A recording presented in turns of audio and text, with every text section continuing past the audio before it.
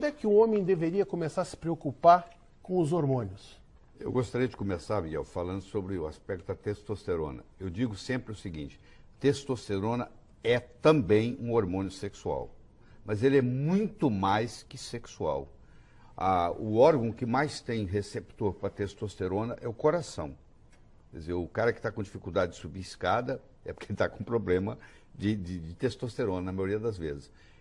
Dos ossos, os músculos, o cérebro. O homem, quando começa a perder testosterona, e tem homem aí com 35 que já está perdendo, ele começa a tropeçar em manequim no shopping e pedir desculpa.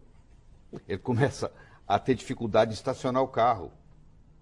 Começa a bater com para-choque, porque ele perde essa noção tridimensional do pensamento. O homem tem um pensamento tridimensional bem elaborado. Ele tem noção de norte, sul, leste, oeste. Isso é característica masculina. E isso é a testosterona que dá. Ele perde a habilidade de fazer conta de cabeça. Ele tem que usar a maquininha. Isso é a parte não sexual. A parte sexual, a testosterona, ela interfere na ereção, na libido, na orgasmo, na ejaculação. E o homem pode ser comprometido com um desses ou todos juntos. Ele pode chegar no consultório e falar: eu não tenho mais vontade, mas se pintar o clima eu tenho ereção. Eu tenho vontade, mas não tenho ereção. E assim por diante. E isso acontece às vezes, o segredo é medir. Porque eu pego jovens de 30 anos de idade que estão com a testosterona baixa. E eu já peguei indivíduos de 75 anos de idade com a testosterona normal. Isso varia muito da alimentação, que tipo de comida a pessoa come, que tipo de óleo ela usa na cozinha, faz uma diferença enorme, entendeu? Se ela usa soja ou não usa soja, o óleo de soja para o homem é um problema seríssimo, também para a mulher, mas principalmente para o homem, porque ele é muito feminilizante, ele tem muito hormônio feminino. Então, na casa onde cozinha com soja o tempo todo, o óleo de soja, o homem começa a perder a testosterona. E ele perdendo a testosterona, ele perde a autoconfiança, ele perde a capacidade de decisão, ele chuta o pau da barraca, ele quer vender tudo que ele tem, ele não quer se preocupar com mais nada, ele não quer construir nada novo.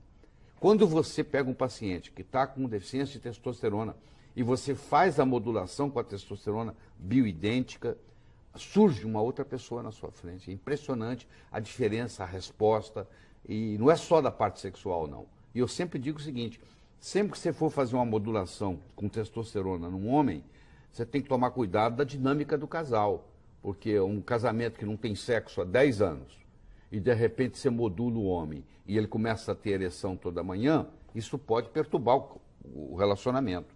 Então ele tem que, eu sempre digo, você quer fazer isso, continuar casado, traga sua esposa para também fazer a modulação, porque senão você cria uma dinâmica que não é favorável dentro do casamento. E existe uma tendência do homem, eu estou te falando isso porque assim, a gente faz cirurgia masculina há muito tempo. Sim. Né? Diminuiu bastante hoje em dia esse negócio de machismo e tal, porque eu não vou fazer exame, que imagina. Mas a gente sabe que a menopausa ou a andropausa masculina, ela acontece antes do que da mulher, normalmente. Bem antes, bem antes. A mulher acontece tudo entre os 45 e 55, é a média, né? No Brasil, a mulher entra na menopausa aos 52 anos, média. O homem não, ele começa devagarinho já aos 35, ele vai caindo, 3 vezes por semana, é 2, é uma por mês, é uma por ano, oh, que beleza, é hoje. Entendeu? Mais ou menos assim. O cara não ovula, né, Laê? Então, como não ovula e não tem essa alteração de menstruação, o cara acha que é normal. Né? Olha, a gente pega seguido também, cada vez mais seguido, gurizada nova, até porque assim, quando se fala em modulação masculina, tem que se diferenciar do que o pessoal costuma usar de bomba, né? Que não tem nada a ver com isso. Não tem nada a ver. Esses anabolizantes que são usados, eles não são bioidênticos, eles podem causar danos hepáticos, eles podem causar danos de atrofia testicular, eles têm uma série de efeitos colaterais que devem ser evitados.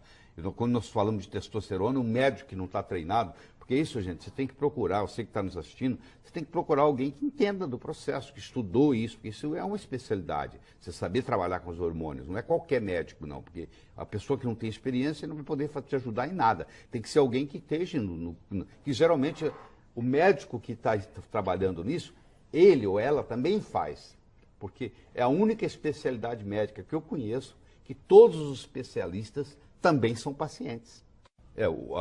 A testosterona é, na realidade, um hormônio, sobretudo cardíaco. Ela provoca vasodilatação coronariana, ela é usada no tratamento de insuficiência cardíaca congestiva, com sucesso, entendeu? Ela é usada na prevenção de angina, com sucesso. E eu vou te dizer, eu não tenho nada no coração, mas se eu tivesse, eu andaria no bolso com uma testosterona sublingual mais do que um isordil sublingual, entendeu? Que é uma nitroglicerina, porque o efeito é espetacular, tanto do ponto de vista de dilatar a coronária, quanto do ponto de vista de aumentar a contratilidade cardíaca. A nossa cardiologia está muito complicada, porque a gente tem muito remédio que é veneno na cardiologia. E está prejudicando. Eu fui diretor médico da Merck Sharp & Dohme nos Estados Unidos, fui diretor executivo, cheguei a vice-presidente da Novartis, na época, Ciba Corporation. Então eu trabalhei 8 anos e meio na indústria farmacêutica. E eu estava, quando foi lançado a estatina no mundo, quem lançou a estatina foi... Como gostam de usar isso, né? Quem lançou a estatina foi a Merck Sharp & Dohme, com o Mevacor, que é a lovastatina. E eu era o diretor médico da Merck. Então eu tenho conhecimento de causa. Eu sei como é que funciona. E hoje existe um exagero muito grande no uso da estatina, porque a estatina, antes de baixar o colesterol, ela baixa uma coisa chamada coenzima Q10, que você não consegue viver sem ele. Então as pessoas que tomam estatina, que não estão tomando coenzima Q10, elas têm fadiga, elas têm dor muscular, elas têm dificuldade de locomoção, entendeu? Elas começam a ficar deprimidas, e isso é por falta de coenzima Q10, que a cardiologia, por incrível que pareça, ainda não descobriu isso. Isso está no mundo inteiro, é uma coisa fabulosa, é um suplemento, não existe geração de energia, de ATP no corpo, sem coenzima Q10, e a maioria dos médicos ainda não sabe como trabalhar com coenzima Q10, que você conhece muito bem.